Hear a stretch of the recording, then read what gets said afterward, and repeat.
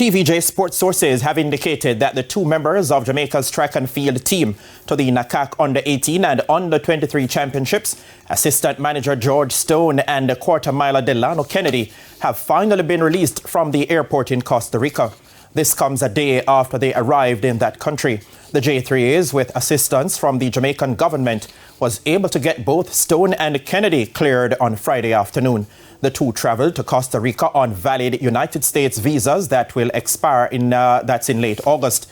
The J3As also confirmed that 27 athletes who were named in Jamaica's 66-member team did not make the trip to Costa Rica, having not received the necessary waivers from the local organizing committee to land.